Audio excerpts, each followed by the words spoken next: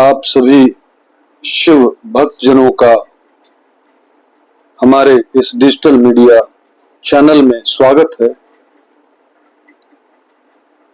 आपके अंदर बैठे परमपिता परमेश्वर को मैं प्रणाम करता हूँ। आइए सुनते हैं शिव और पार्वती की बातचीत, शिव का पार्वती के अनुरोध को स्वीकार करना। दोस्तों, शिव पुराण की रुद्र संहिता की इस कथा में जानने का प्रयास करते हैं कि ऋषि मुनि हमें क्या समझाना चाहते हैं। ब्रह्मा जी कहते हैं, नारद, परमात्मा हर की यह बात सुनकर और उनके आनंददायी रूपक दर्शन पाकर पार्वती को ब्रह्मा को बड़ा हर्ष हुआ। उनका मुख प्रसन्नता से खिल उठा। वे बहुत सुख का अनुभव करने लगी और फिर उन महासाध्वी शिवा ने अपने पास ही खड़े हुए भगवान शिव से कहा। पार्वती बोली, देवेश्वर, आप मेरे स्वामी हैं। प्रभु, पूर्व काल में आपने जिसके लिए हर्ष पूर्वक दक्ष के यज्ञ का विनाश किया था, उसे क्यों भुला दिया था? वही आप हैं और वही मैं हूं। देवेश्वर,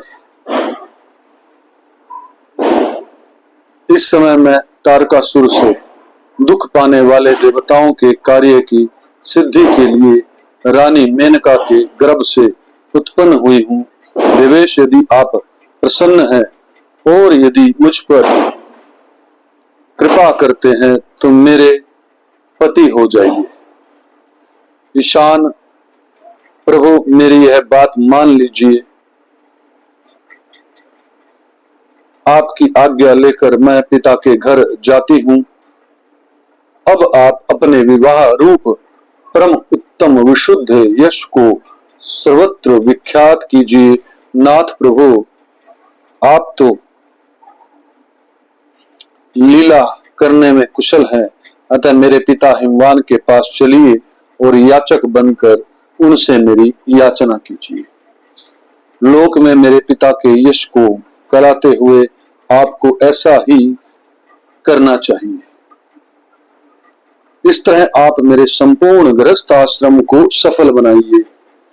जब आप प्रसन्नता पूर्वक ऋषियों से मेरे पिता को सब बातों की जानकारी कराएंगे, तब मेरे पिता अपने भाई बंधुओं के साथ आपकी आज्ञा का पालन करेंगे, इसमें संदेह नहीं है। जब मैं पहले प्रजापति दक्ष की कन्या थी और मेरे पिता ने आपके हाथ में मेरा हाथ दिया, उस समय आपने शास्त्रोक्त विधि से विवाह का कार्य पूरा नहीं किया। मेरे पिता दक्ष ने ग्रहों की पूजा नहीं की, अतः उस विवाह में ग्रह पूजन विषयक बड़ी भारी त्रुटि रह गई। इसलिए प्रभु महादेव, अब की बार देवताओं के कार्य की सिद्धि के लिए आप शास्त्रोक्त विधि से विवाह कार्य का संपादन करें। विवाह की जैसी रीति है उसका पालन आपको अवश्य करना चाहिए। मेरे पिता हिमवान को यह अच्छी तरह ज्ञात हो जाना चाहिए कि मेरी पुत्री ने शुभ कारक तपस्या की है। पार्वती की ऐसी बात सुनकर भगवान सदाशिव बड़े प्रसन्न हुए और उनसे हंसते हुए से प्रेम पूर्वक बोले। शिव ने कहा, देवी महेश्वरी, मेरी यह उत्तम बात सुनो। यह उचित मंगल कारक और निर्दोष है, इसे सुनकर वैसा ही करो। वरान ने ब्रह्मा आदि जितने भी प्राणी हैं वे सब अनित्य हैं। महामनी, यह सब जो कुछ दिखाई देता है इसे निश्वर समझो। मैं निर्गुण परमात्मा ही गुणों से युक्त हो एक से अनेक हो गया हूं।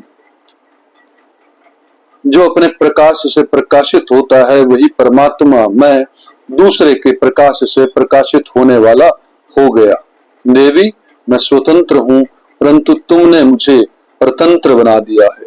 समस्त कर्मों को करने वाली प्रकृति एवं महामाया तुम ही हो।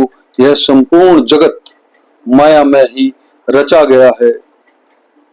मुझ सर्वात्मा परमात्मा ने अपनी उत्तम बुद्धि द्वारा इसे धारण मात्र कर रखा है।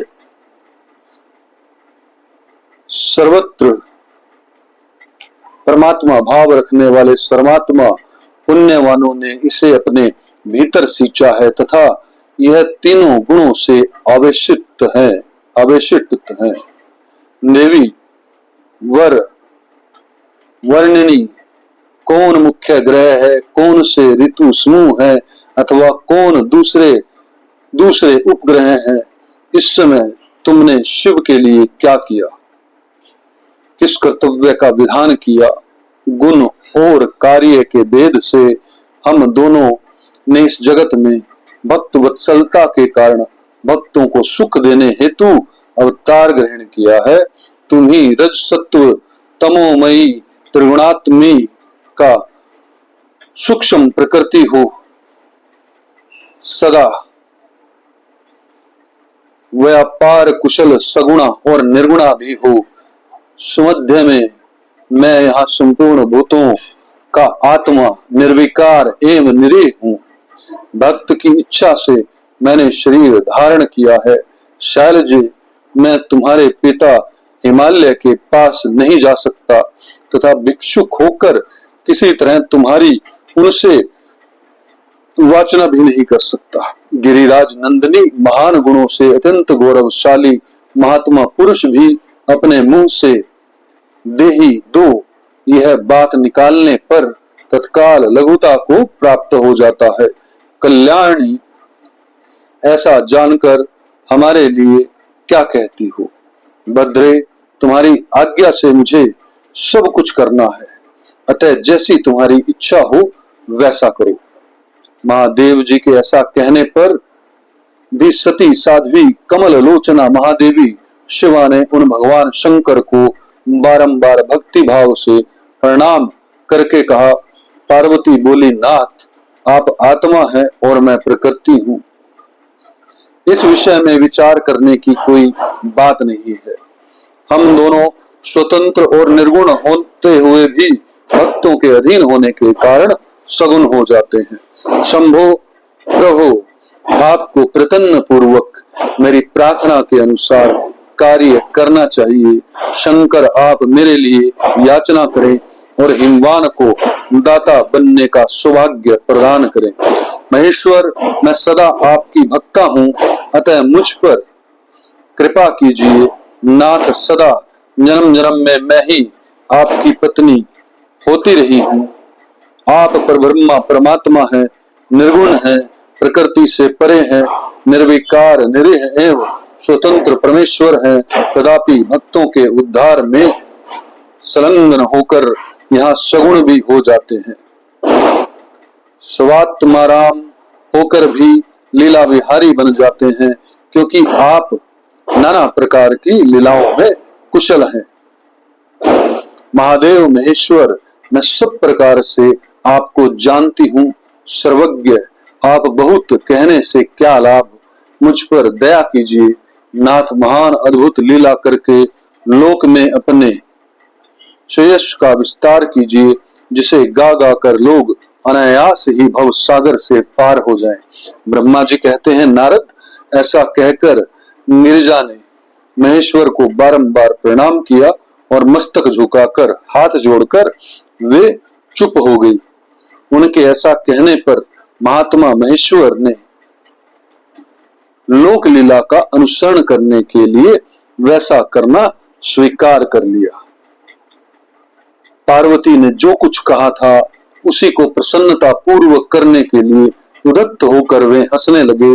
तदंतर हर्ष से भरे हुए शंभु अंतर्धान हो कैलाश को चले गए। उस समय काली के विरह से उनका चित्त उन्हीं की ओर खिंच गया था। कैलाश पर जाकर परमानंद में निगर हुए महेश्वर ने अपने नंदी आदि गणों से वह सारा वृतांत कह सुनाया। वे भैरव आदि सभी गण भी वह सब समाचार सुनकर अत्यंत सुखी हो गए और महान उत्सव करने लगे। नारद उस समय वहां महान मंगल होने लगा। सबके दुख नष्ट हो गए तथा रुद्रदेव को भी पूर्ण आनंद प्राप्त हुआ। साथियों, इस कथा के अंदर हमें देवी मां पार्वती के अनेक नामों के बारे में पता चलता है और उनका निरंतर स्मरण करने से देवी शक्ति, भगवान शिव की शक्ति, देवी पार्वती की शक्ति हमें स्वयं मिलने लगती है, ऐसा मेरा विश्वास है।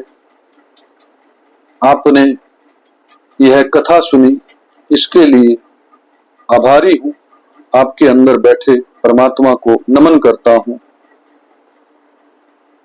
इस वीडियो को लाइक और शेयर जरूर करें और हमारे चैनल को सब्सक्राइब करें।